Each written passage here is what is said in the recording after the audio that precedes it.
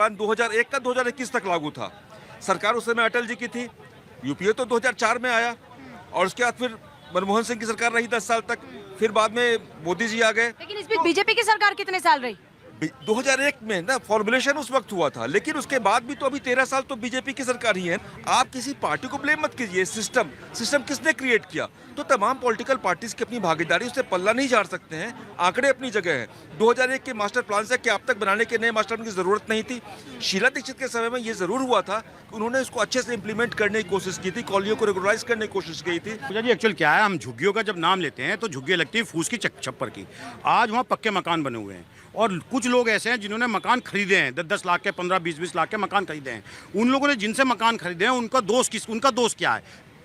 ब्याज पे लेके खरीदा है, उधार लेके खरीदा है, अपनी जमा पूंजी लगाई है, अपने जेवर बेचे हैं, तो ये पक्के नहीं। जहाँ तक झुग्गियों की बात है, हमारे उत्तर प्रदेश के अंदर रेलवे ने अपना ट्रैक बना, अपनी दीवारें बनाई है अपनी जमीन के ऊपर, पटरियों के बगल में, और हजारों किलोमीटर बनाई है। वहाँ झुग्गी थी, जिसको झुग्गी बोलते हैं, छप्पर की झुग्गी, एक बांस का बल्ली लगा करके उसमें लेटे हुए होते थे, बंजारे टाइप के, और 100 झुग्गी थी। जब रेलवे अपना ट्रैक बनाने, अपना दीवार बनाने आया तो सबने झुग्गी अपना हटाई है।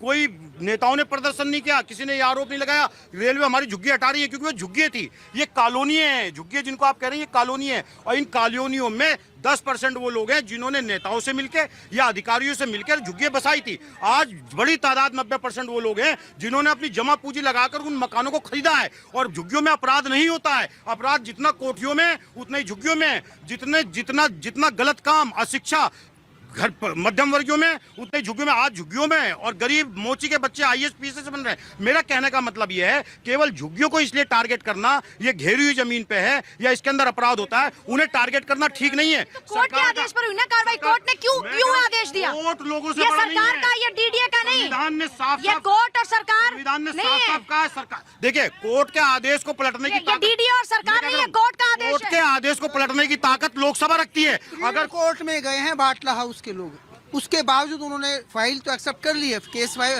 एक्सेप्ट कर ली, लेकिन उन्होंने रोक नहीं लगाई है डेमोलिशन पे। अगर ऐसा होता, सुप्रीम कोर्ट को सब दिख रहा है, लेकिन वो रोक लगाई थी तुरंत। ये इतना भी काम चला, बात समझिए, LG साहब ने खुद